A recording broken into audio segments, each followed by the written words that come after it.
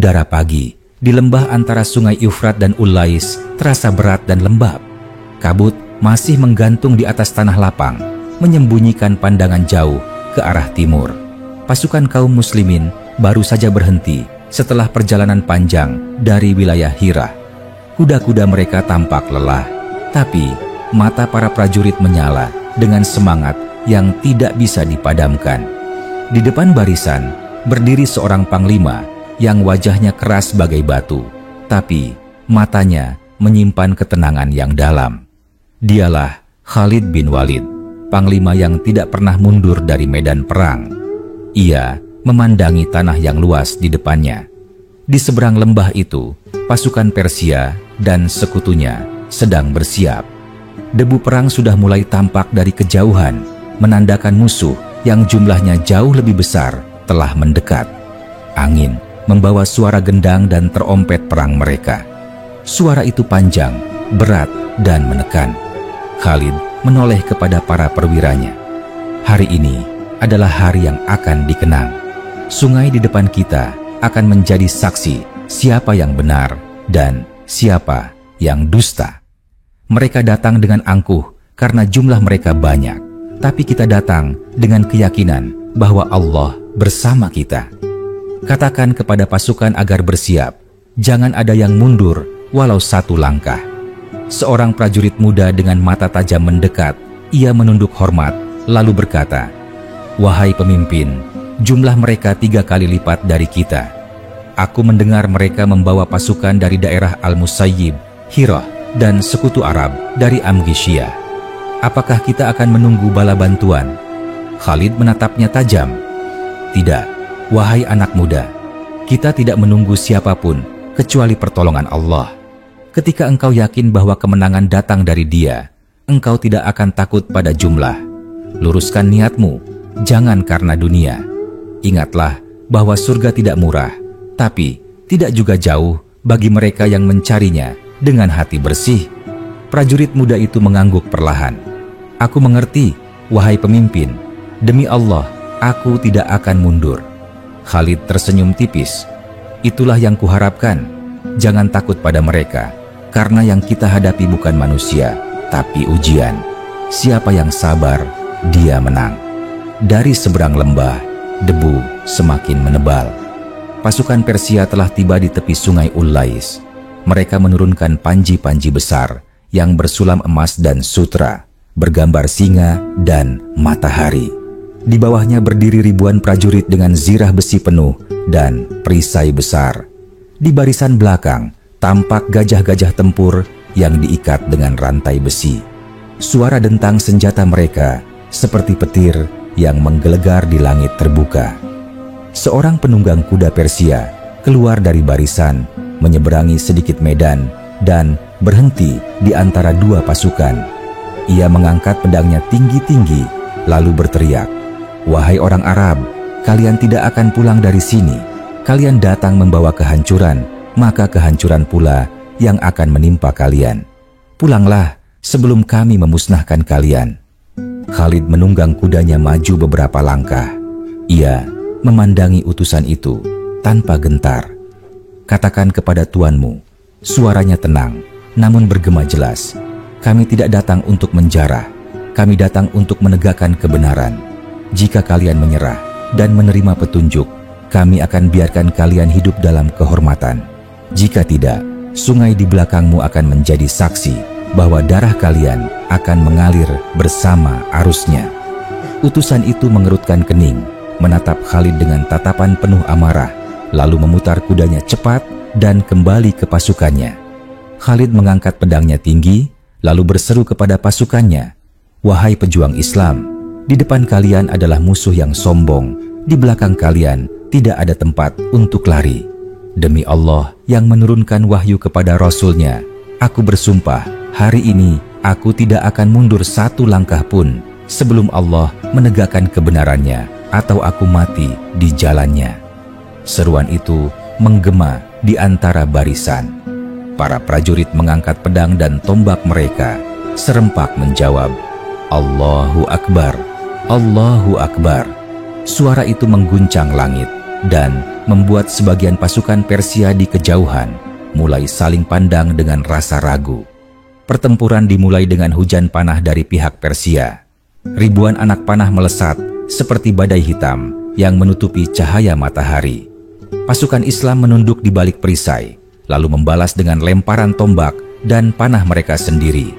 Suara denting besi dan jeritan mulai memenuhi udara. Khalid memacu kudanya maju, memimpin serangan tengah. Ia menerjang langsung ke barisan pertama musuh. Pedangnya berayun cepat, menebas siapa saja yang mencoba menghadang. Di setiap tebasan, darah memercik dan sorak takbir dari pasukannya menyusul dari belakang. Di sisi kanan, seorang perwira Persia bertubuh besar maju dengan zirah tebal dan pedang panjang. Ia berteriak, "Wahai orang Arab, aku akan mengirim kepalamu kepada raja kami sebagai hadiah." Khalid menatapnya sambil tersenyum dingin.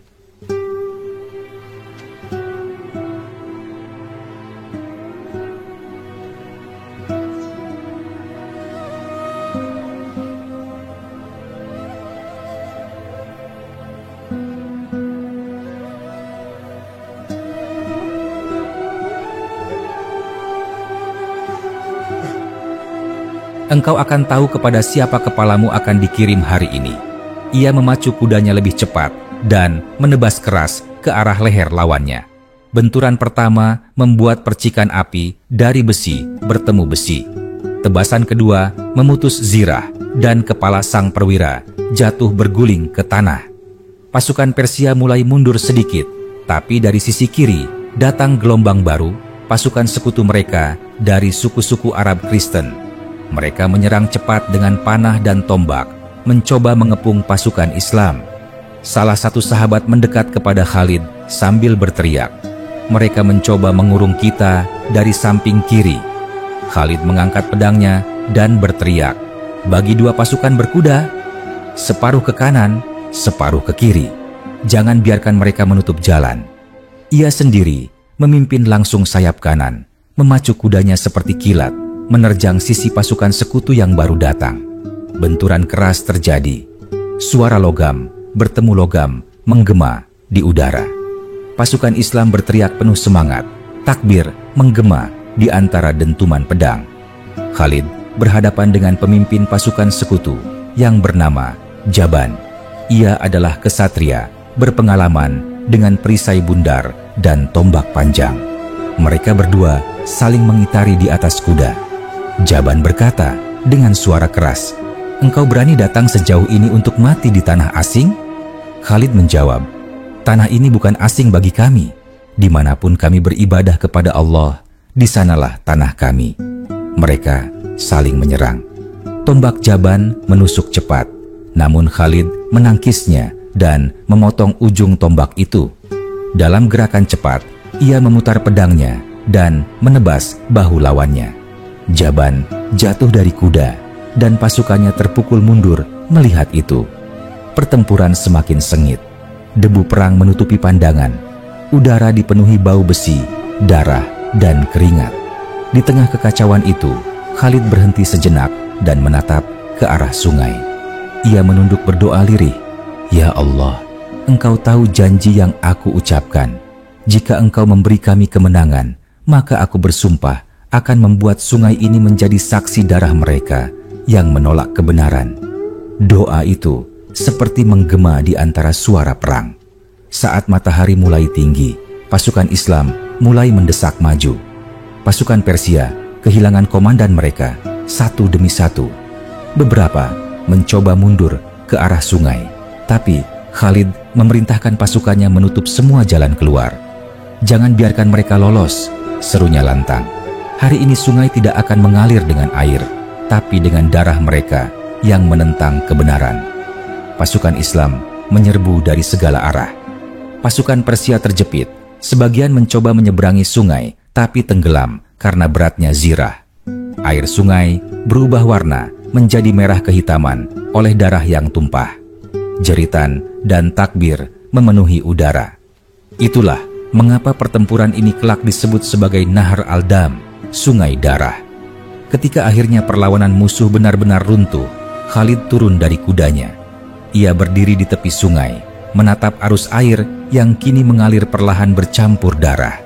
Seorang sahabat mendekat dan berkata dengan nada berat, "Wahai pemimpin, engkau telah menunaikan sumpahmu."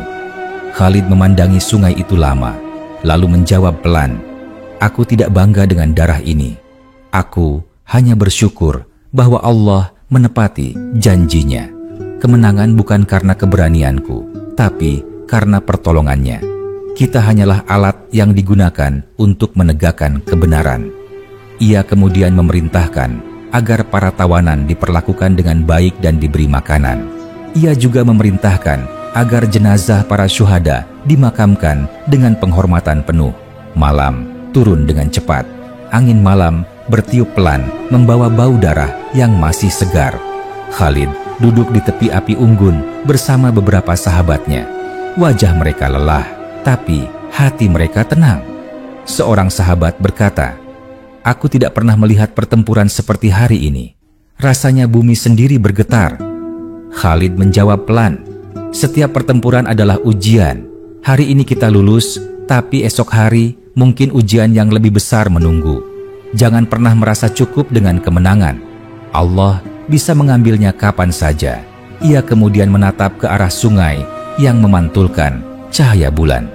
"Aku berdoa, semoga darah ini menjadi penebus bagi mereka yang mati tanpa sempat mengenal kebenaran, dan menjadi pengingat bagi kita bahwa hidup hanyalah sementara." Malam itu, pasukan Islam beristirahat di tepi Ulais. Di kejauhan, hanya suara air yang mengalir pelan. Tidak ada lagi suara perang, hanya keheningan yang berat. Tapi di hati setiap prajurit, mereka tahu bahwa kemenangan hari ini adalah tanda bahwa mereka harus terus melangkah. Dan di antara mereka, Khalid duduk menatap langit, berbisik, "Ya Allah, jika hari ini Engkau telah menulis kemenangan bagi kami, maka jadikanlah kami tetap rendah hati. Jangan Engkau biarkan kami tertipu oleh keberhasilan. Jadikan kami pedang-Mu, bukan karena kami layak, tapi karena Engkau menghendaki."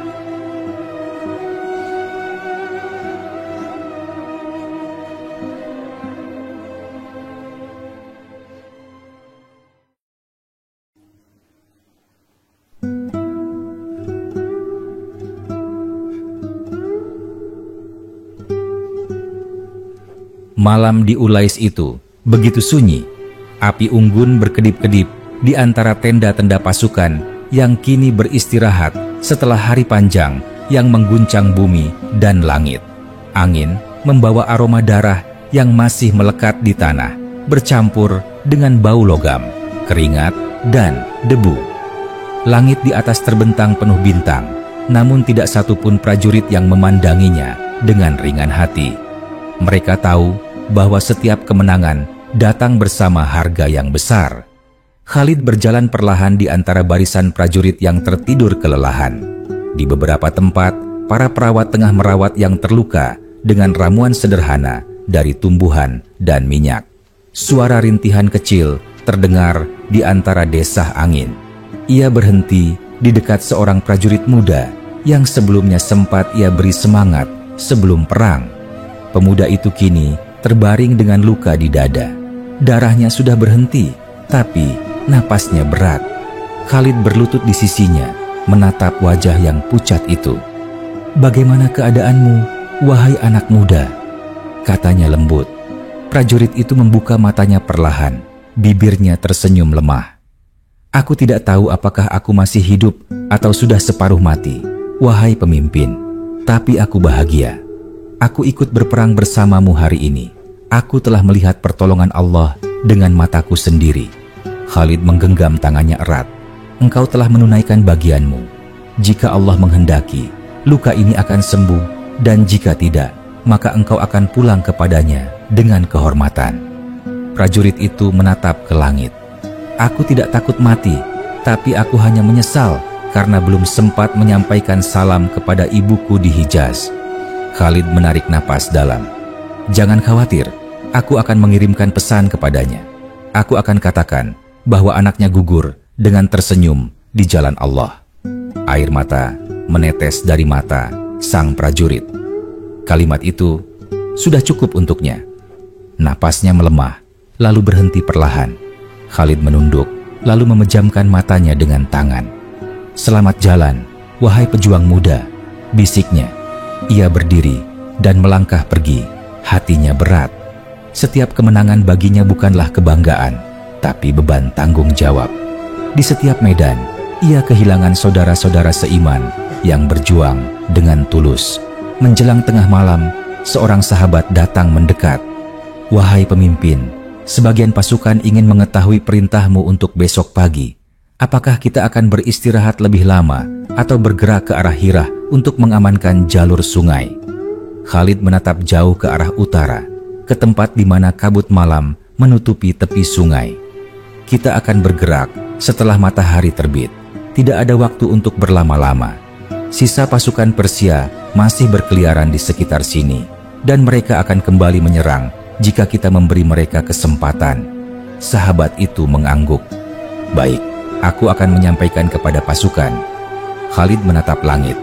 Bintang-bintang tampak redup, seolah turut menunduk menyaksikan kejadian hari itu. Dalam hatinya, ia memohon, "Ya Allah, Engkau saksikan darah ini, air mata ini, kelelahan ini. Jangan Engkau jadikan sia-sia." Pagi berikutnya, kabut perlahan tersibak. Burung-burung mulai terbang rendah di atas sungai yang masih memerah samar. Pasukan Islam bangun dari tidur singkat mereka. Wajah mereka lelah, tapi mata mereka penuh keteguhan. Mereka membersihkan senjata, memberi makan kuda, dan bersiap untuk perjalanan berikutnya. Khalid berdiri di atas batu besar di tepi sungai. Ia menatap para prajurit yang berkumpul, lalu berbicara dengan suara lantang namun penuh wibawa. "Wahai saudara-saudara seiman, kemarin kita telah menyaksikan bagaimana pertolongan Allah datang kepada kita. Janganlah kalian menyangka itu karena kekuatan kita, tapi karena iman kita. Banyak di antara kita yang gugur, mereka kini beristirahat dalam kemuliaan. Tugas kita belum selesai. Kita akan terus maju hingga tiada lagi kezaliman yang menindas manusia." Seorang prajurit tua yang berdiri di barisan depan mengangkat tangan. "Wahai pemimpin, aku telah berperang sejak masa Rasulullah, tapi aku belum pernah melihat sungai yang benar-benar berubah warna oleh darah seperti di sini." Aku merasa ngeri sekaligus takjub. Khalid menatapnya lama, lalu berkata, "Setiap tetes darah adalah pengingat bahwa dunia ini fana. Kita tidak datang untuk menumpahkan darah, tapi untuk menghapus tirani yang memaksa manusia menyembah selain Allah. Jika mereka berhenti memerangi kita, kita tidak akan menyentuh mereka. Tapi jika mereka terus menolak kebenaran, maka perang akan terus berlanjut." Suara Khalid menggema. Angin membawa setiap kata itu melewati barisan yang panjang. Tidak ada seorang pun yang bersuara. Hanya suara gemerincing besi dan derap kuda yang mulai bergerak. Mereka berjalan mengikuti tepi sungai menuju arah kota Hirah. Sepanjang jalan, Khalid memerintahkan agar setiap kampung diberitahu bahwa kaum muslimin tidak datang untuk merampas, tetapi untuk menegakkan keadilan. Ia mengirim beberapa utusan kepada kepala-kepala suku setempat. Di antara mereka, ada yang tunduk, ada pula yang mencoba melawan.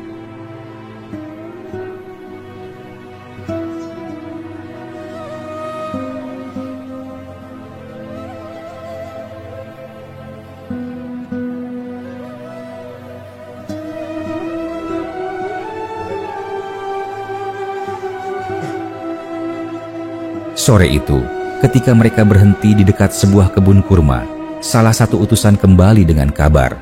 "Wahai pemimpin, sebagian suku di dekat Hirah ingin berdamai. Mereka mengatakan mereka telah melihat apa yang terjadi di Ulais dan tidak ingin bernasib sama." Khalid tersenyum tipis. "Itu kabar baik. Katakan kepada mereka, jika mereka mau tunduk tanpa peperangan, mereka akan hidup dalam keamanan. Tidak ada paksaan dalam agama ini." Utusan itu pergi kembali. Khalid menatap para perwiranya dan berkata, "Begitulah cara kita menaklukkan hati manusia, bukan hanya dengan pedang, tapi dengan keadilan." Malam kedua pun tiba. Pasukan mendirikan tenda di bawah pohon-pohon kurma. Suara jangkrik terdengar samar di antara desir angin. Khalid duduk sendirian di tepi api unggun, memandang nyala api yang menari-nari. Dalam pikirannya terbayang kembali wajah-wajah prajurit yang gugur. Tiba-tiba, seorang sahabat mendekat dan duduk di sampingnya. "Aku tahu apa yang sedang kau pikirkan," katanya pelan. "Engkau memikirkan mereka yang telah gugur, bukan?" Khalid menatapnya. "Bagaimana aku tidak memikirkan mereka? Setiap jiwa yang hilang di bawah kepemimpinanku menjadi tanggung jawabku di hadapan Allah." Sahabat itu menghela napas. Namun mereka gugur di jalan kebenaran. Tidak ada kematian yang lebih mulia daripada itu. Khalid mengangguk perlahan. "Benar, tapi aku khawatir jika kemenangan membuat hati kita keras. Aku pernah melihat orang-orang yang dulunya berperang dengan ikhlas, lalu setelah menang, mereka mulai mencintai dunia. Aku tidak ingin pasukanku menjadi seperti itu." Sahabat itu tersenyum. "Selama engkau memimpin, aku tidak takut hal itu terjadi. Engkau bukan orang yang mudah terpesona oleh kemegahan." Khalid menatap api lagi. "Aku hanyalah manusia. Aku juga bisa tergelincir jika Allah tidak menjaga hatiku. Karena itu, setiap kali aku menang, aku berdoa agar Allah tidak menjadikanku sombong." Ia kemudian menutup matanya sebentar dan berdoa lirih. "Ya Allah, Engkau yang menggenggam kemenangan dan kekalahan. Jangan Engkau jadikan aku bangga karena pertolongan-Mu. Jadikan aku hamba-Mu yang bersyukur dan tidak lupa diri." Malam itu, bintang-bintang tampak lebih terang. Udara menjadi lebih dingin dan pasukan yang tersisa tidur dengan tenang. Tapi di hati Khalid tidak ada tidur yang benar-benar nyenyak. Ia tahu setelah Ulais masih banyak medan yang harus ia hadapi. Kekaisaran Persia belum benar-benar tumbang. Beberapa hari kemudian, kabar kemenangan di Ulais menyebar cepat ke seluruh Irak. Banyak kota mulai gentar mendengar nama pasukan Islam. Beberapa kepala suku datang membawa tanda damai. Sebagian menawarkan bantuan logistik. Tapi di istana Persia, kabar itu membuat kemarahan besar.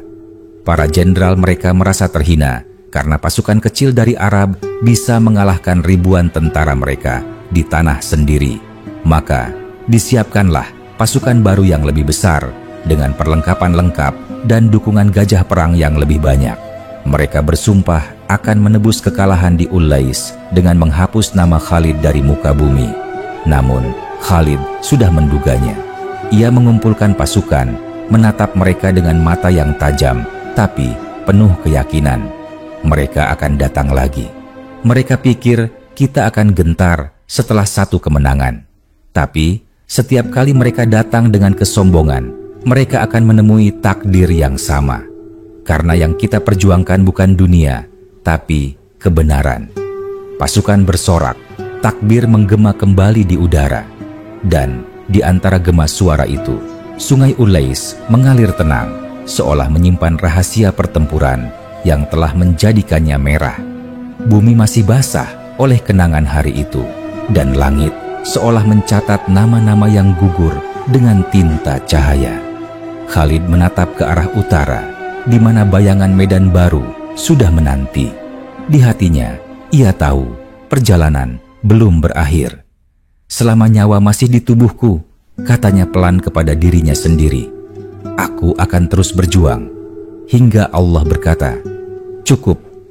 Beberapa hari setelah kemenangan besar di Ulais, tanah di sepanjang tepian sungai mulai mengering dari darah yang tertumpah. Burung-burung gagak yang sebelumnya berputar-putar di udara kini mulai berkurang, seolah alam pun telah menelan kembali kesedihannya. Namun, bagi pasukan Islam, perjalanan mereka belum selesai. Di hadapan mereka masih terbentang wilayah luas yang belum tunduk, dan di setiap jengkal tanah itu ada hati manusia yang belum mengenal kebenaran. Pagi itu, Khalid berdiri di atas bukit kecil.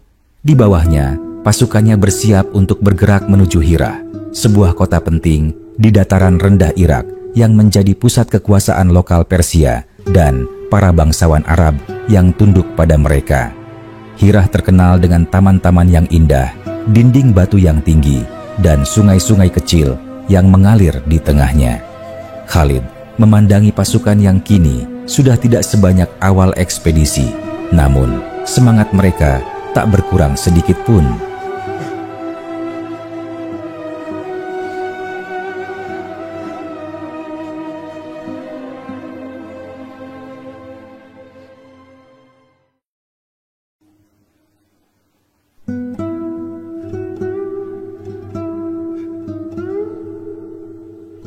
Ia berkata kepada para perwiranya, "Kita akan menuju Hirah. Tapi dengarlah baik-baik, aku tidak ingin darah tertumpah tanpa alasan. Jika mereka mau berdamai, maka biarkan mereka hidup dengan aman. Jika mereka memilih berperang, maka kita hadapi mereka, sebagaimana Ulais telah menjadi saksi." Salah satu perwira berkata, "Wahai pemimpin, sebagian orang di Hirah masih keturunan Arab, namun mereka hidup dalam kekuasaan Persia. Apakah engkau yakin mereka akan melawan?" Khalid menatap jauh ke arah utara. "Manusia mudah tergoda oleh harta dan kedudukan, tapi aku tahu di hati mereka masih tersisa rasa bangga sebagai bangsa yang merdeka. Jika mereka berpikir, mereka akan tahu bahwa kebenaran lebih tinggi daripada kebesaran palsu." Perjalanan menuju Hirah memakan waktu beberapa hari. Sepanjang jalan, pasukan Islam melewati desa-desa kecil dan ladang gandum yang mulai menguning. Beberapa penduduk menyambut dengan rasa takut, sementara yang lain keluar membawa roti dan air untuk para prajurit. Khalid selalu menegaskan agar mereka tidak mengganggu warga sipil dan tidak mengambil apapun tanpa izin. Ketika mereka mendekati Hirah, matahari mulai condong ke barat. Dari kejauhan, tampak menara-menara batu berdiri megah, memantulkan cahaya keemasan. Dinding kota itu tinggi dan dijaga oleh pasukan yang lengkap. Di atas gerbang, panji-panji Persia masih berkibar bersama simbol-simbol suku Arab Kristen yang menjadi sekutu mereka. Khalid berhenti di depan pasukan dan memandangi kota itu dengan tenang. "Inilah Hirah," katanya pelan, "kota yang dulu menjadi tempat para penyair dan bangsawan. Hari ini, ia akan menjadi saksi apakah manusia lebih mencintai dunia atau kebenaran." Ia kemudian mengirim utusan ke dalam kota. Pesannya sederhana, "Kami tidak datang untuk menghancurkan, kami datang untuk menyeru kepada keadilan. Jika kalian tunduk dan membayar pajak damai, maka darah dan harta kalian aman. Tapi jika kalian menolak, maka perang akan menjadi pilihan kalian sendiri." Utusan itu kembali beberapa jam kemudian, disambut oleh suara gemerincing senjata dari atas tembok. Ia berkata kepada Khalid dengan wajah tegang, "Mereka menolak berdamai." Para pemimpin mereka berkata, "Mereka lebih memilih mati dalam kehormatan daripada menyerah kepada orang padang pasir." Khalid menatap ke arah gerbang kota dengan wajah yang tidak berubah. "Baik," katanya tenang, "jika mereka memilih perang, maka perang yang akan mereka dapatkan." Keesokan harinya, sebelum matahari naik tinggi, pasukan Islam mengepung sisi selatan kota. Panah-panah Persia mulai meluncur dari atas tembok, tapi pasukan Khalid menutup diri dengan perisai dan terus maju perlahan. Mereka menggali parit kecil untuk berlindung dari hujan panah. Khalid mengamati gerakan musuh dari kejauhan. Ia mengenal gaya bertahan mereka, gaya khas Persia yang kuat namun lambat. Ia tahu kelemahannya adalah kecepatan, maka ia memerintahkan pasukan berkuda untuk berpura-pura mundur dari sisi barat. Pasukan kota yang merasa menang keluar dari gerbang untuk mengejar, dan saat itulah Khalid memberi isyarat dengan pedang terangkat. Pasukan berkuda Islam berbalik cepat, menyerang balik dari dua arah. Gerbang kota yang terbuka menjadi titik lemah. Dalam waktu singkat, pertempuran sengit terjadi di depan pintu Hirah. Suara denting besi bertemu besi kembali menggetarkan udara. Seorang perwira muda dari pihak kota berteriak dari atas tembok, "Kalian hanya sekelompok orang miskin dari padang pasir. Apa yang membuat kalian berpikir bisa menaklukkan kami?" Khalid menjawab dengan suara lantang yang menembus hiruk-pikuk perang, Kami datang bukan untuk menaklukkan, tapi untuk membebaskan kalian dari penghambaan terhadap manusia. Kami mengajak kalian menyembah Tuhan yang menciptakan langit dan bumi. Jika kalian menolak, maka kalian sendirilah yang memilih kehancuran." Pasukan kota yang melihat kekacauan di gerbang mulai panik. Beberapa berusaha menutup gerbang kembali, tapi sudah terlambat. Pasukan Islam telah menerobos masuk. Pertempuran di dalam kota pun berlangsung sengit, namun tidak lama. Setelah beberapa jam, suara perang mulai mereda. Para pemimpin kota akhirnya mengirim utusan untuk meminta damai. Mereka menyerahkan senjata dan membuka gerbang seluruhnya. Khalid memerintahkan pasukannya berhenti menyerang. Ia berdiri di tengah alun-alun Hira yang kini dipenuhi prajurit dan penduduk yang ketakutan. Ia berbicara dengan suara tegas namun tidak keras. "Kami tidak datang untuk membalas dendam. Kami datang membawa aturan yang adil. Barang siapa ingin tetap dalam keyakinannya, ia boleh. Tapi mereka yang tunduk pada kekuasaan Islam akan dilindungi dan dibebaskan dari penindasan." Para pemuka kota menundukkan kepala. Salah satu dari mereka berkata dengan suara bergetar, "Kami melihat keadilan dalam kata-katamu, dan kami melihat kekuatan yang bukan hanya dari manusia. Kami memilih damai."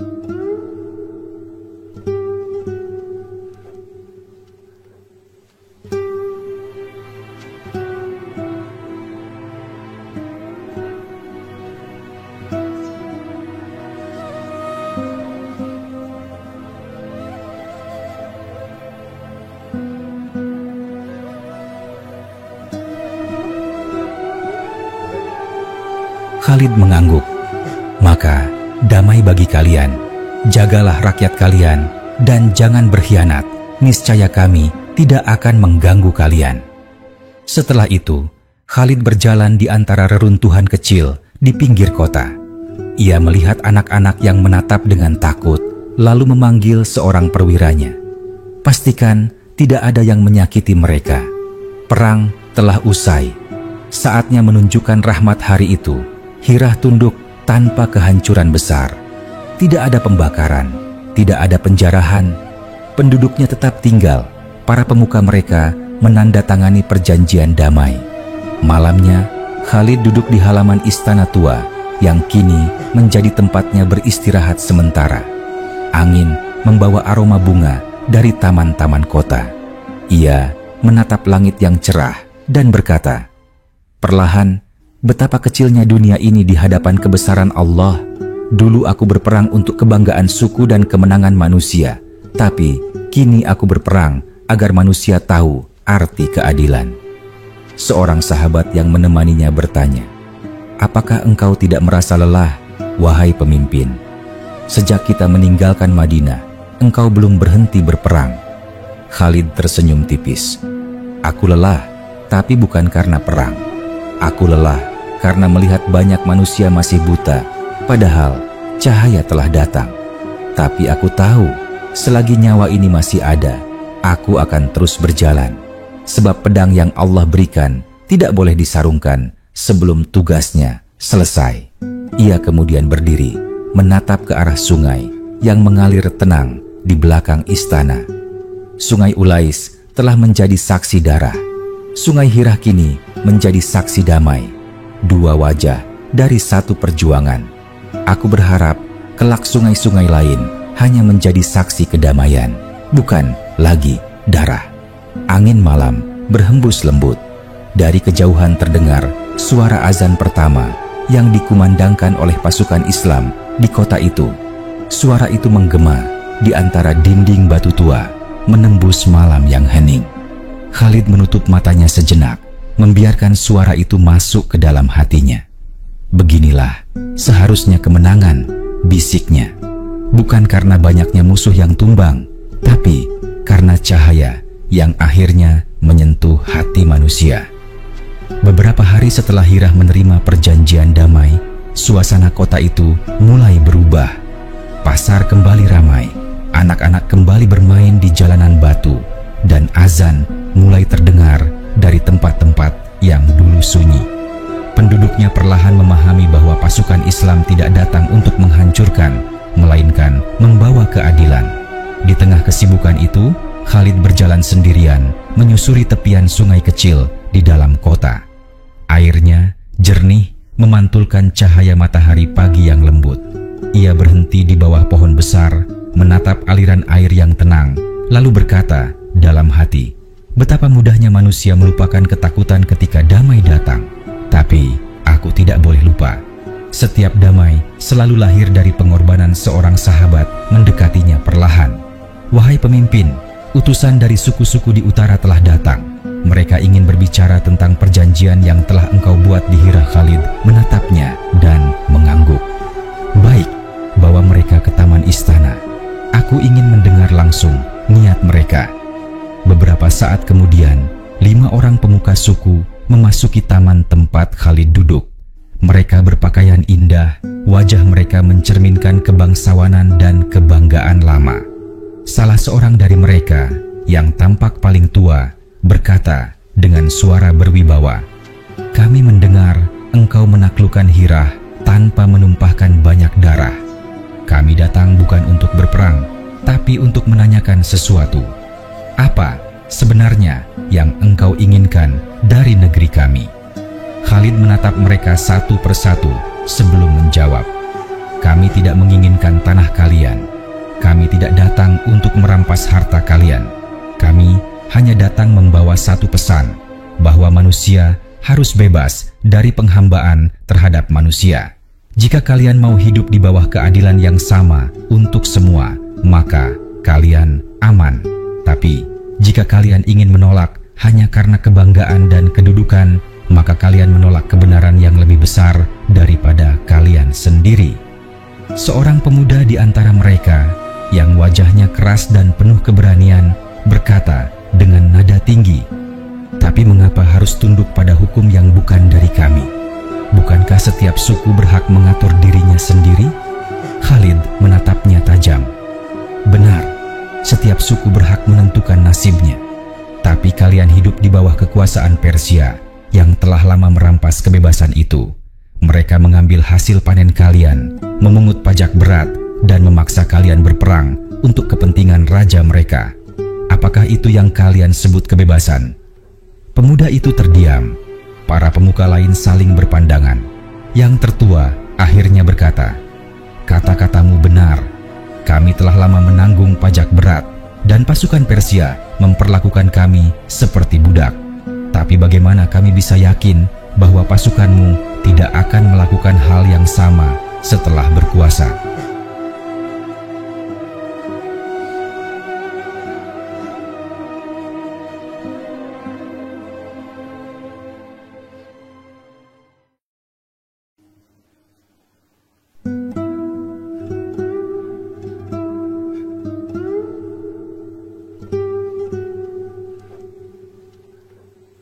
Khalid tersenyum tipis. "Karena kami tidak berperang untuk kekuasaan. Kami berperang agar manusia mengakui Tuhan yang esa dan hidup dengan keadilan. Tidak ada yang dipaksa, tapi tidak ada yang boleh menindas. Jika kalian tunduk pada perjanjian damai, kalian akan dilindungi. Kalian bebas menjalankan keyakinan kalian, asal kalian tidak berkhianat dan tidak membantu musuh yang menentang kami."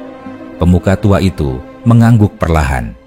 "Jika benar demikian, maka kami memilih damai. Tapi izinkan kami waktu untuk mengabarkan hal ini kepada suku-suku kami." Khalid mengangguk. "Pergilah dan sampaikan apa yang kalian lihat.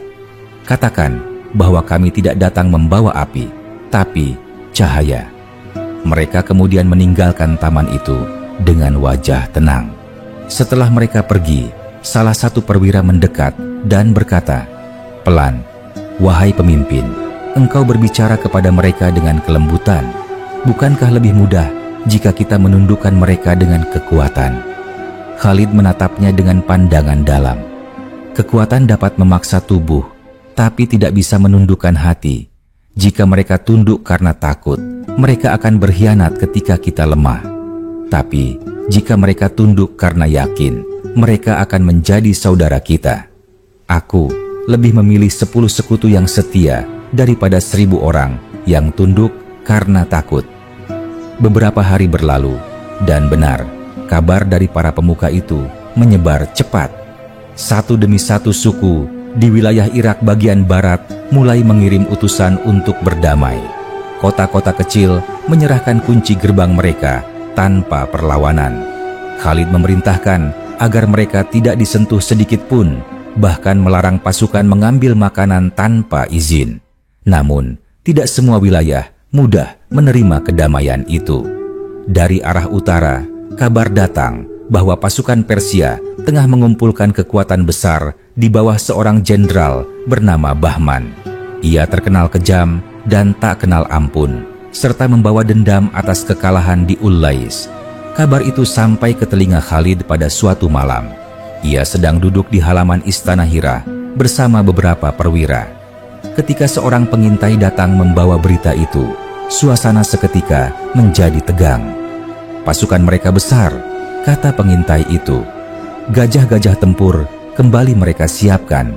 Mereka membawa pasukan dari Madain dan daerah sekitarnya. Mereka akan datang ke arah sungai Eufrat untuk menebus kekalahan sebelumnya. Khalid terdiam sejenak. Ia menatap ke arah timur, di mana langit malam tampak memantulkan cahaya samar dari perapian jauh. Mereka tidak belajar dari masa lalu, katanya pelan. Jika mereka ingin datang, biarkan mereka datang. Sungai ini akan menjadi saksi lagi, tapi bukan untuk darah tanpa makna, melainkan untuk kebenaran yang tidak pernah padam. Seorang sahabat berkata, "Apakah engkau akan menunggu mereka di sini, atau maju menyambut mereka di medan terbuka?" Khalid menjawab tanpa ragu, "Kita akan maju. Aku tidak suka duduk menunggu musuh di pintu rumah. Lebih baik kita menyambut mereka di jalan sebelum mereka sempat membakar kota ini. Siapkan pasukan, kita akan berangkat setelah fajar." Keesokan harinya, langit berwarna kemerahan saat pasukan Islam mulai berangkat meninggalkan Hira.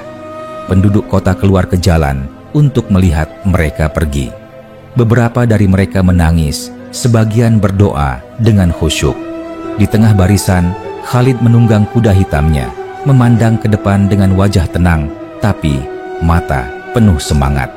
Seorang prajurit muda di sampingnya berkata, "Wahai pemimpin, mengapa engkau tidak merasa takut menghadapi pasukan sebesar itu?" Khalid menatapnya dan tersenyum. "Aku pernah takut ketika aku tidak mengenal kebenaran. Tapi sejak aku tahu untuk apa aku hidup dan kepada siapa aku kembali, rasa takut itu hilang. Mati di jalan yang benar lebih baik daripada hidup dalam kehinaan." Mereka terus bergerak hingga sore, dan ketika berhenti di tepi sungai kecil untuk beristirahat, Khalid menatap air yang mengalir pelan. Di matanya, setiap sungai seakan membawa kenangan Ullais. Ia ingat sumpahnya di medan darah itu, dan bagaimana Allah telah menepatinya dengan kemenangan. Kini ia bersumpah lagi, tapi dengan suara yang hanya didengar angin.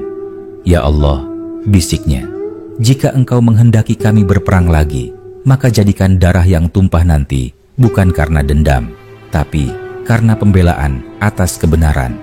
Jangan engkau jadikan kami haus kemenangan, tapi haus keadilan." Malam turun perlahan, dan pasukan mendirikan tenda. Api unggun menyala di beberapa tempat. Suara doa, lantunan ayat suci, dan derap kuda bercampur menjadi harmoni aneh antara perang dan ketenangan. Di kejauhan, bintang-bintang tampak bergoyang di atas langit Irak, seolah ikut menyaksikan perjalanan pasukan kecil yang mengubah arah sejarah dunia. Khalid duduk di depan tendanya, memandangi langit yang luas. Dalam hatinya, ia tahu medan baru menantinya. Tapi ia juga tahu, setiap langkah adalah bagian dari takdir.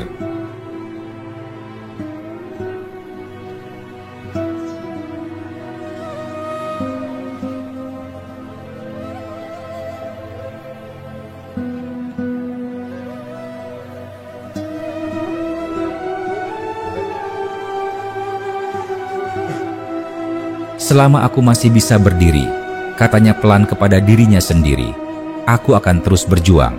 bukan untuk diriku, bukan untuk kemuliaan suku, tapi untuk sesuatu yang lebih besar dari semua itu, agar dunia tahu bahwa tidak ada kekuatan yang lebih besar dari kebenaran. Pagi itu, kabut tipis menggantung di dataran luas antara dua sungai besar di wilayah Irak Selatan. Embun masih menempel di rerumputan ketika pasukan Islam mulai bergerak perlahan menuju barat daya. Dari kejauhan, tampak samar-samar barisan panjang pasukan Persia, lengkap dengan panji-panji besar bergambar matahari dan gajah-gajah tempur di barisan depan. Mereka dipimpin oleh Bahman, jenderal besar yang terkenal di seluruh kekaisaran karena kecerdasannya dalam strategi dan kekejamannya terhadap lawan. Khalid berdiri di atas bukit kecil, menatap lautan manusia itu dari kejauhan. Wajahnya tidak berubah sedikit pun, tapi mata tajamnya memperhatikan setiap gerakan musuh. Angin membawa suara terompet perang Persia yang panjang dan berat. Ia menunduk sebentar, lalu mengangkat kepalanya dan berkata, "Pelan." Mereka datang dengan kebanggaan dan kesombongan, tapi kebanggaan tanpa keimanan hanyalah pasir di tangan angin. Ia akan hilang ketika badai datang. Salah satu perwiranya mendekat, menunduk hormat. "Wahai pemimpin, jumlah mereka sangat banyak. Mereka mungkin 5 kali lipat dari kita. Apakah kita akan menyerang lebih dahulu atau menunggu mereka mendekat?" Khalid menatap langit yang mulai memerah. "Kita tidak menunggu mereka mendekat. Kita akan memancing mereka maju, lalu menutup dari dua sisi. Persiapkan pasukan berkuda di sayap kanan dan kiri, tapi sembunyikan di balik bukit itu. Jangan bergerak sampai aku memberi tanda." Perwira itu mengangguk. "Aku akan sampaikan perintahmu." Khalid kemudian berjalan di antara barisan pasukannya. Ia memandangi wajah-wajah lelah namun berani yang telah menemaninya sejak Ulais. Ia tahu sebagian dari mereka tidak akan kembali dari pertempuran ini, tapi ia juga tahu bahwa tak seorang pun dari mereka menginginkan hidup yang sia-sia. Ia berdiri di depan barisan utama dan berkata dengan suara lantang yang menggema ke seluruh dataran, "Wahai prajurit Islam, hari ini adalah hari ujian. Di depan kalian ada pasukan besar yang mengira jumlah dapat mengalahkan iman. Mereka datang dengan kebanggaan, tapi kita datang dengan keyakinan. Jangan biarkan hati kalian gentar. Jika kalian sabar, maka kemenangan akan menjadi milik kalian. Jika kalian gugur, maka surga menanti kalian." Dari barisan pasukan terdengar takbir bergema, keras dan berulang, "Allahu Akbar, Allahu Akbar." Suara itu membuat burung-burung yang bertengger di pepohonan berterbangan ke udara. Ketika matahari naik tinggi, pertempuran pun dimulai. Pasukan Persia maju dengan barisan rapi. Gajah-gajah mereka bergerak perlahan di depan, menghentak tanah dengan berat yang mengguncang bumi. Pasukan Islam memegang posisi mereka dengan tenang, menunggu tanda dari Khalid. Seorang prajurit muda di sampingnya berkata dengan nada khawatir, "Wahai pemimpin, gajah-gajah itu menakutkan. Lihatlah, kuda kita mulai resah." Khalid menatap gajah-gajah itu dengan pandangan tajam. "Jangan takut pada makhluk besar itu. Mereka hanyalah binatang yang menuruti manusia. Jika manusianya takut, mereka juga akan bingung. Fokuslah pada penunggangnya, bukan pada binatangnya." Ketika barisan Persia semakin dekat, Khalid mengangkat pedangnya tinggi dan memberi isyarat. "Sekarang," teriaknya. Pasukan pemanah melepaskan hujan panah ke arah depan. Panah-panah itu melesat seperti hujan gelap yang menutupi langit. Banyak penunggang gajah tumbang dan binatang-binatang besar itu mulai kacau. Beberapa berbalik arah, menabrak barisan mereka sendiri. Melihat kekacauan itu, Khalid memberi tanda kepada pasukan berkuda yang bersembunyi di balik bukit. "Sekarang, tutup dari dua sisi." Pasukan berkuda Islam muncul dari balik bukit seperti badai yang turun dari langit. Mereka menyerang dari kanan dan kiri dengan kecepatan yang tak terduga. Pasukan Persia terkejut, formasi mereka terpecah. Bahman dari kejauhan melihat kekacauan itu dan berteriak kepada bawahannya, "Kumpulkan barisan tengah, jangan biarkan mereka memecah kita." tapi suaranya tenggelam dalam gemuruh perang.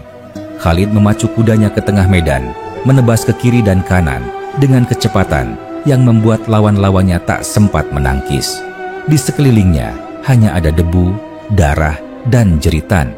Tapi di matanya hanya ada satu hal, keyakinan. Seorang kesatria Persia besar menghadangnya, mengenakan zirah penuh dan helm emas. Ia berteriak, "Engkau yang disebut pedang Allah, aku datang untuk mematahkan pedang itu." Khalid menatapnya tanpa gentar. Pedang Allah tidak akan patah di tangan manusia. Ia maju dan menebas keras. Benturan pertama memecahkan perisai lawannya. Benturan kedua menembus dada. Kesatria itu jatuh tanpa sempat berkata apapun.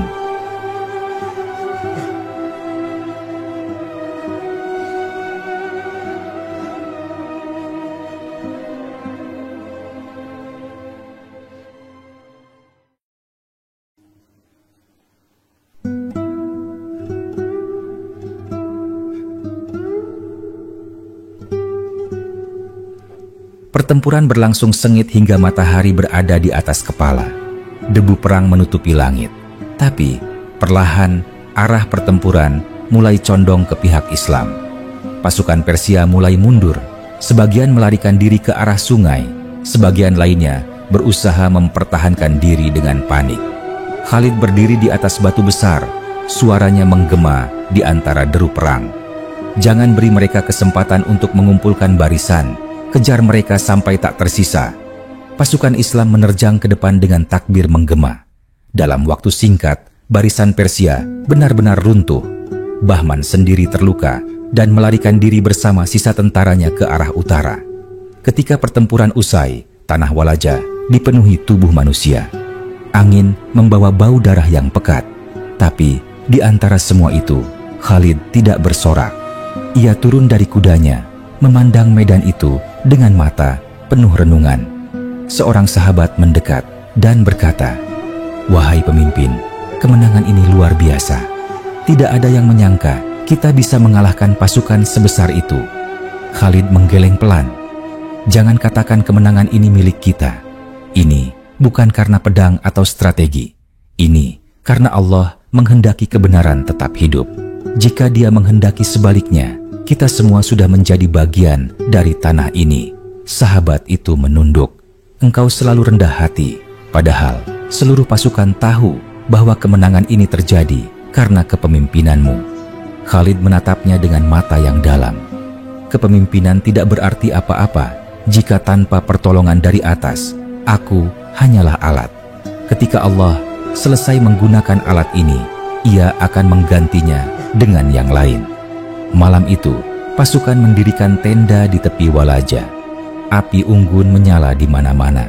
Di kejauhan, terdengar suara orang menangis karena kehilangan saudara, dan suara orang berdoa karena masih diberi hidup.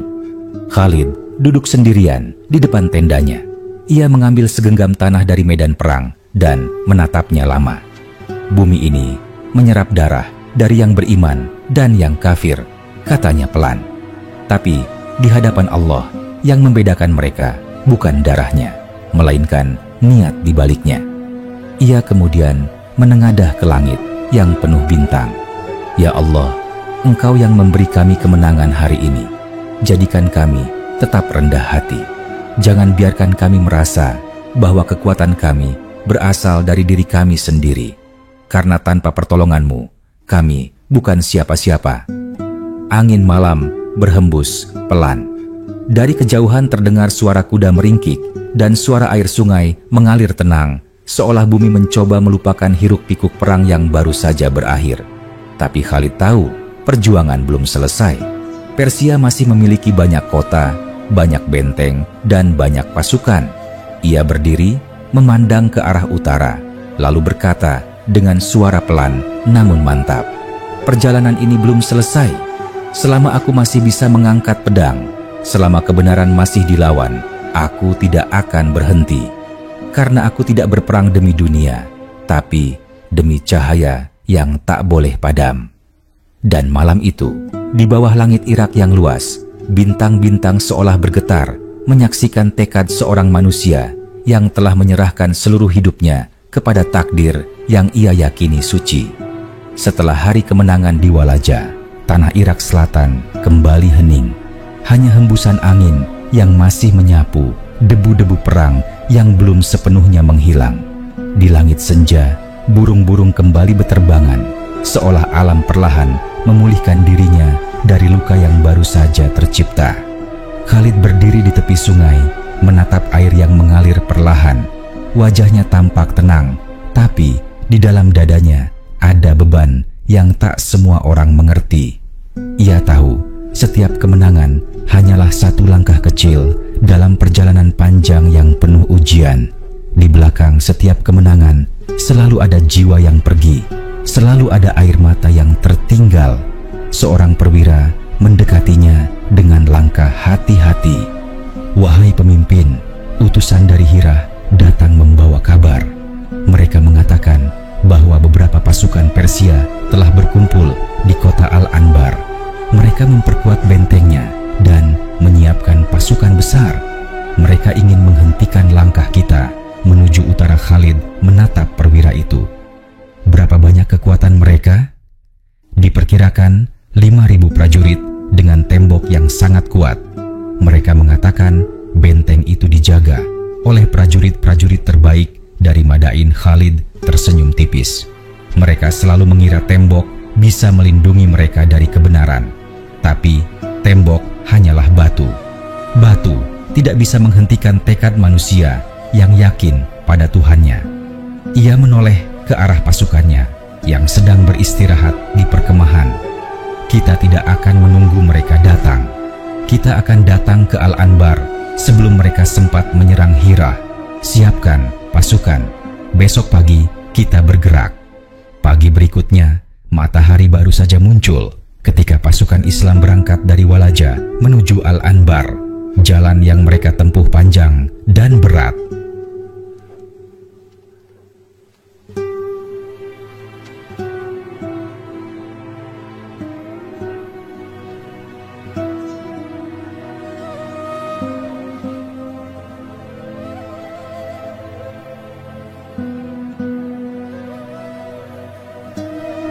Mereka melewati padang rumput, sungai kecil, dan daerah rawa.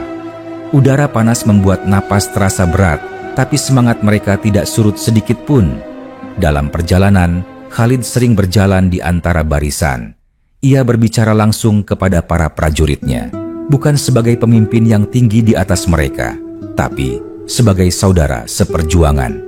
"Jangan biarkan kelelahan membuat kalian lupa untuk bersyukur," katanya kepada mereka. "Kita tidak tahu apakah hari esok akan menjadi milik kita, tapi kita tahu bahwa setiap langkah hari ini bernilai di sisi Allah." Sore hari, mereka tiba di dekat Al-Anbar. Kota itu berdiri megah di atas dataran tinggi, dengan dinding tebal dan menara-menara batu di setiap sudutnya. Dari kejauhan, panji-panji Persia tampak berkibar di atas menara tertinggi. Khalid berhenti di perbukitan kecil dan memandangi kota itu lama. Mereka pikir dengan berlindung di balik tembok tinggi, mereka bisa tidur tenang. Tapi mereka lupa bahwa ketenangan bukan karena tembok, melainkan karena hati yang tidak takut kepada kebenaran. Malam itu, Khalid mengumpulkan para perwiranya di tengah perkemahan. Api unggun menyala di sekitar mereka, menyoroti wajah-wajah yang keras dan lelah, namun bersemangat. "Kita akan mengepung mereka," kata Khalid. "Tapi jangan terburu-buru menyerang. Kita akan memutus jalur suplai air mereka. Jika mereka haus, tembok itu akan menjadi kuburan mereka sendiri." Salah satu perwira bertanya, "Berapa lama kita harus menunggu, wahai pemimpin?" Khalid menjawab, "Sebanyak yang diperlukan. Kesabaran kadang lebih tajam dari pedang keesokan harinya." Pengepungan dimulai. Pasukan Islam mengepung Al-Anbar dari 4 sisi. Mereka mendirikan kemah-kemah di luar jarak panah, tapi cukup dekat untuk memantau setiap gerakan dari atas tembok. Selama beberapa hari, pasukan Persia mencoba bertahan. Mereka menembakkan panah dari atas tembok, namun pasukan Islam tidak membalas dengan panah. melainkan dengan kesabaran. Mereka menunggu saat yang tepat. Pada hari kelima, Khalid memerintahkan untuk memotong jalur air yang mengalir ke dalam kota. Dalam semalam, sungai kecil yang menjadi sumber air bagi Al-Anbar berhasil mereka alihkan. Ketika pagi datang, para penjaga di atas tembok melihat sungai mereka telah kering. Panik mulai menyebar di dalam kota. Dari atas tembok terdengar suara teriakan, "Mereka telah memotong air kita. Apa yang harus kita lakukan?" Khalid berdiri di bawah tembok itu dan berteriak, "Wahai penduduk Al-Anbar, kami tidak ingin menghancurkan kalian. Serahkan kota ini dengan damai dan kalian akan hidup dengan aman. Tapi jika kalian memilih melawan, maka kelaparan dan haus akan menjadi sahabat kalian." Seorang perwira Persia muncul di atas tembok mengenakan baju perang keperakan. Ia berteriak, "Kami tidak akan menyerah kepada orang padang pasir. Kalian akan mati di bawah tembok ini." Khalid hanya menatapnya. Kematian di jalan kebenaran lebih indah daripada hidup dalam kesombongan. Kalian memilih jalan kalian sendiri. Hari demi hari berlalu. Matahari semakin panas dan pasukan di dalam kota mulai kehabisan air. Suara jeritan orang-orang haus terdengar dari dalam.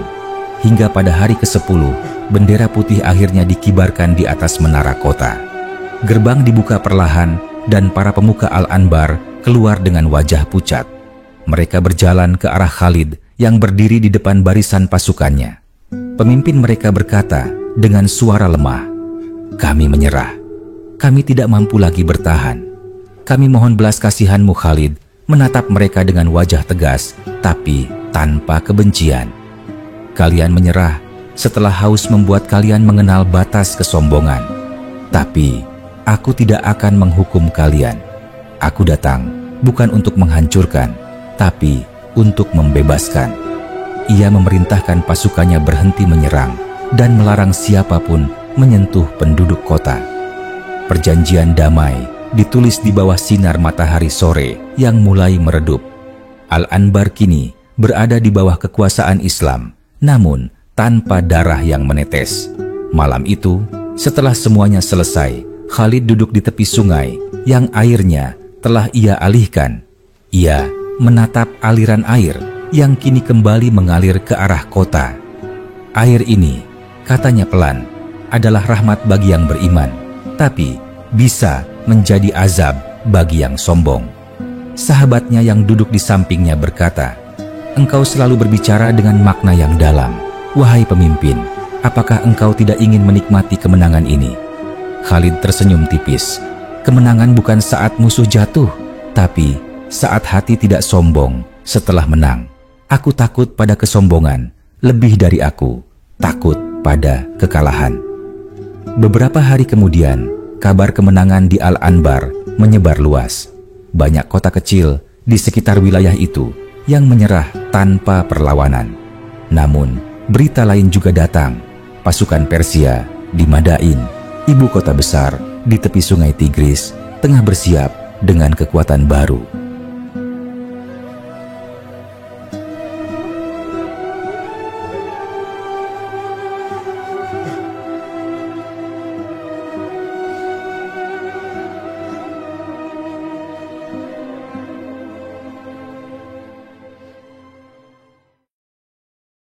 Ketika kabar itu sampai, Khalid hanya diam lama. Lalu ia berkata, "Jika itulah yang mereka pilih, maka perjalanan kita akan berlanjut ke Madain. Tapi ingatlah, setiap langkah ke sana bukan untuk menaklukkan dunia, tapi untuk menaklukkan hati manusia dari kezaliman."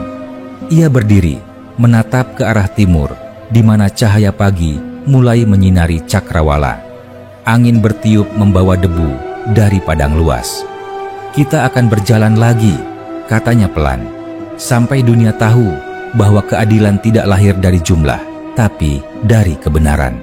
Dan dengan itu, pasukan Islam bersiap meninggalkan Al-Anbar. Di belakang mereka, kota itu kini damai. Tidak ada teriakan perang, tidak ada asap pembakaran. Hanya suara azan pertama yang menggema dari menara yang baru dibangun di tengah kota.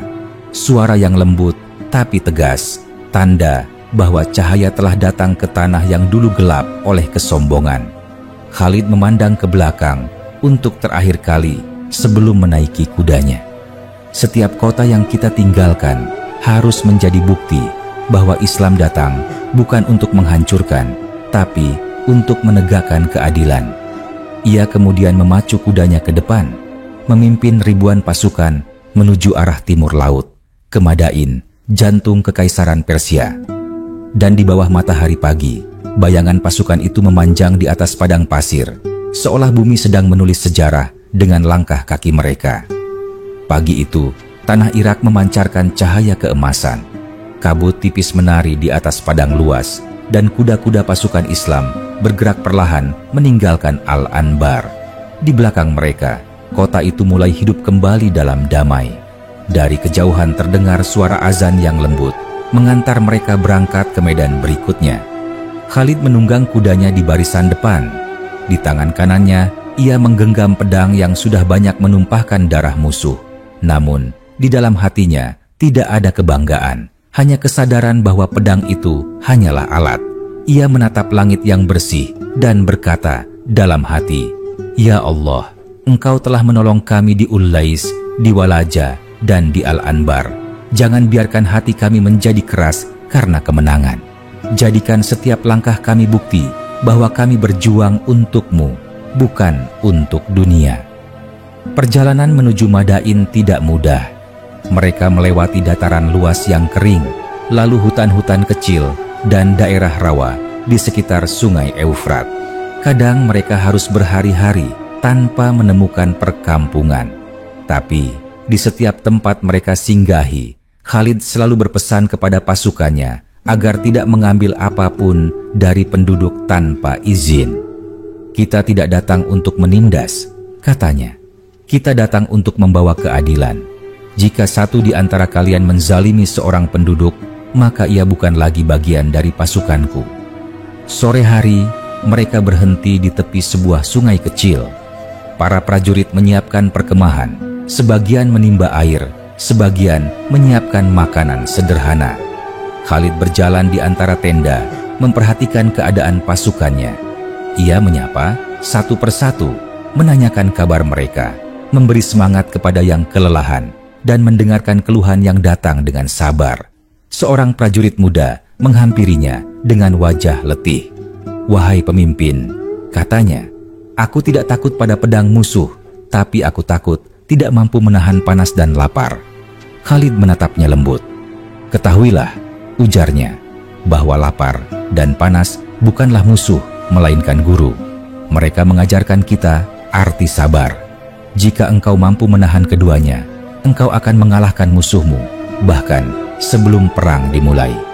Malam itu, ketika seluruh pasukan tertidur, Khalid duduk sendirian di tepi sungai. Ia menatap pantulan bintang di permukaan air dan mengingat semua pertempuran yang telah ia lalui. Setiap tempat menyimpan kisah, setiap kemenangan menyimpan pengorbanan. Ia teringat wajah-wajah sahabatnya yang telah gugur, teringat jeritan mereka yang memanggil nama Allah sebelum jatuh. Air matanya menetes perlahan. Ia berbisik, "Ya Allah, jangan jadikan aku bangga atas apa yang bukan milikku. Semua kemenangan ini adalah milik-Mu. Jadikan aku hanya alat-Mu, dan jangan biarkan aku lupa bahwa pedangku bukanlah sumber kekuatan, tapi rahmat-Mu." Beberapa hari kemudian, mereka tiba di daerah yang subur di sekitar tepi sungai Tigris. Dari kejauhan, tampak menara-menara tinggi Madain, ibu kota Kekaisaran Persia. Kota itu tampak megah, dengan dinding batu berlapis emas dan istana besar yang berdiri di tepi sungai. Di dalamnya terdapat harta kekaisaran yang tak terhitung jumlahnya. Salah satu perwira mendekat. "Wahai pemimpin, lihatlah kota itu. Tidak pernah aku melihat sesuatu yang semegah itu. Apakah kita benar-benar akan melawannya?" Khalid menatap kota itu lama, lalu menjawab pelan, "Kota ini dibangun di atas kebanggaan manusia. Tapi tidak ada tembok yang bisa melindungi kesombongan. Kita akan mendatanginya bukan karena kita ingin harta mereka, tapi karena keadilan tidak boleh berhenti di luar gerbangnya."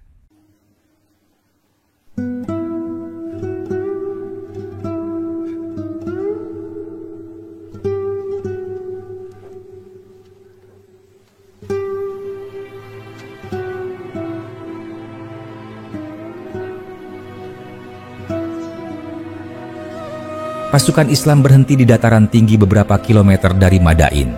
Dari sana mereka bisa melihat seluruh kota. Sungai Tigris berkilauan memantulkan cahaya matahari.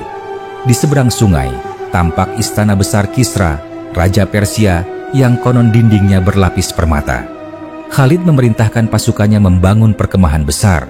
Ia tahu bahwa menaklukkan Madain tidak seperti menaklukkan kota lain. Temboknya tinggi, sungainya lebar, dan pasukannya banyak. Tapi ia juga tahu bahwa tidak ada tembok yang terlalu tinggi bagi orang yang percaya. Malam itu, ia memanggil para perwiranya. Mereka duduk melingkar di bawah langit penuh bintang. "Wahai saudaraku," kata Khalid, "di depan kita ada kota yang megah, kota yang menjadi simbol kekuasaan manusia. Tapi ingatlah, kita bukan datang untuk merebut permata dan emasnya. Kita datang untuk menghancurkan kesombongan yang menganggap kekuasaan adalah segalanya. Jika kalian melihat harta berlimpah, jangan biarkan hati kalian terikat padanya. Karena siapa yang mengikat hatinya pada dunia, maka dunia akan menjadi penjara baginya." Salah seorang perwira berkata, "Wahai pemimpin, mereka memiliki pasukan besar di dalam kota. Bagaimana jika mereka bertahan di balik sungai?" Khalid tersenyum. "Sungai tidak bisa menghentikan keyakinan. Jika mereka bersembunyi di balik air, kita akan menyeberanginya dengan izin Allah. Air bukan penghalang bagi orang yang berjalan di jalan kebenaran." Keesokan harinya, Khalid mengirim utusan ke dalam kota untuk menawarkan damai. Pesannya jelas, "Kami datang bukan untuk merusak, tapi untuk menyeru kepada keadilan. Jika kalian menyerah, kalian akan aman. Jika kalian menolak, maka pedang kami akan berbicara." Namun, Raja Persia yang tinggal di dalam istana menolak mentah-mentah. Ia tertawa dan berkata kepada utusan itu, "Katakan kepada pemimpinmu bahwa raja-raja seperti aku tidak tunduk kepada orang padang pasir. Sungai ini akan menjadi kuburan mereka." Ketika utusan itu kembali dan menyampaikan pesan itu, Khalid hanya menunduk sejenak, lalu berkata tenang, "Maka biarlah sungai ini menjadi saksi bahwa manusia yang sombong tidak akan selamat." Beberapa hari kemudian, Khalid memerintahkan pasukannya bersiap untuk menyeberangi sungai Tigris. Airnya tinggi dan deras, tapi semangat pasukan Islam tidak goyah. Mereka menyiapkan kuda dan perahu sederhana. Beberapa prajurit bahkan berkata, "Jika perahu tidak cukup, kami akan menyeberang dengan berenang, karena air ini tidak akan menolak orang yang membawa nama Allah." Ketika waktu tiba, Khalid berdiri di tepi sungai dan berteriak lantang, "Wahai pasukan Islam, di seberang sana ada kerajaan yang dibangun atas kesombongan dan kebohongan. Hari ini kita akan menghancurkannya, bukan dengan jumlah, tapi dengan iman. Katakanlah bersama-sama, Allahu Akbar." Suara takbir menggema keras, mengguncangkan udara. Kuda-kuda mencebur ke sungai, air memercik tinggi, dan pasukan Islam menyeberangi Tigris dengan keberanian yang belum pernah terlihat sebelumnya. Musuh di seberang sungai terkejut. Mereka tidak menyangka pasukan Islam akan menyeberang dengan cara seperti itu. Mereka menembakkan panah, tapi sebagian besar meleset karena arus deras. Dalam waktu singkat, pasukan Islam berhasil mencapai tepi sungai dan menyerang dengan cepat. Pertempuran pun terjadi di pinggiran Madain. Pasukan Persia bertahan mati-matian, tapi semangat mereka hancur ketika melihat pasukan Islam yang baru saja keluar dari air langsung menyerang tanpa rasa takut. Dalam waktu beberapa jam, barisan depan Persia runtuh. Khalid memimpin langsung serangan itu. Ia menebas, menangkis, dan memberi perintah dengan suara tegas. Di tengah hiruk-pikuk perang, seorang prajurit Persia berteriak, "Apakah engkau tidak takut mati, wahai orang Arab?" Khalid menjawab dengan suara lantang, "Kami datang mencari mati di jalan kebenaran, karena kami tahu mati bukan akhir, melainkan awal dari kehidupan yang kekal." Setelah pertempuran sengit, pasukan Persia mundur ke dalam kota. Gerbang besar Madain ditutup rapat, tapi sudah terlambat. Pasukan Islam telah memasuki sebagian kota dari sisi timur. Panji-panji Islam berkibar di atas tembok besar yang dulu tak tersentuh. Malam itu, Madain jatuh ke tangan pasukan Islam. Ketika Khalid memasuki kota, ia tidak bersorak. Ia berjalan perlahan di jalan-jalan megah yang dihiasi patung dan emas. Ia memandang semua kemewahan itu dan berkata, "Pelan, beginilah nasib dunia. Hari ini ia megah, besok ia runtuh. Barang siapa menggantungkan hidupnya pada kemewahan, ia akan hancur bersamanya." Di dalam istana Kisra, mereka menemukan harta yang tak terhitung. Emas, permata, dan kain sutra menumpuk setinggi dinding. Para prajurit tertegun melihatnya, tapi Khalid menatap mereka dan berkata, "Harta ini bukan milik kita. Ini adalah amanah. Jangan satupun dari kalian menyentuhnya tanpa izin, karena ujian terbesar setelah kemenangan adalah kesetiaan pada kebenaran."